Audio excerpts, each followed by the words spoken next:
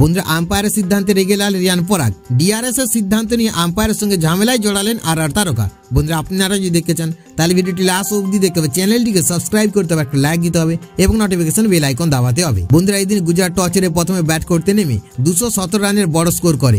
জবাবে রাজস্থান দ্রুত তাদের 2টি উইকেট হারায়। তা সত্ত্বেও নতুন ব্যাটসম্যান হিসেবে ক্রিজে আসা রিয়ান পরাগ কিন্তু আগ্রাসী মেজাজে ব্যাটিং করছিলেন। তিনি কিছু দুর্দান্ত শট মারেন। বন্ধুরা এরপর ইনিংসের 7ম ওভারে নাটকের সূত্রপাত। ওই ওভারে বল করেছিলেন বাঁহাতি পেসার কুলবন্ত খেজুরলিয়া। তার চতুর্থ বলটি ছিল প্রায় ইয়র্কার লেন্থের, যা রিয়ান পরাগ থার্ড ম্যানের দিকে খেলতে চেয়েছিল, কিন্তু তার বলটি ব্যাটে খুব কাছ থেকে বেরিয়ে যায় এবং উইকেট রক্ষক জস বাটলার ক্যাচ নেন। সঙ্গে সঙ্গে আম্পায়ার আউট ঘোষণা করলেও কিন্তু রিয়ান পরাগ দাবি ছিল ব্যাটে বলে হয়নি। আসলে বলটি যখন ব্যাটে খুব কাছে ছিল একই সময়ে ব্যাটটি পিচে জোরে আঘাত করে, সেই শব্দ হয়েছিল কিন্তু ব্যাটে লাগেনি বল। বন্ধুরা থার্ড আম্পায়ারও বদলাননি সিদ্ধান্ত, শুরু নতুন বিতর্ক।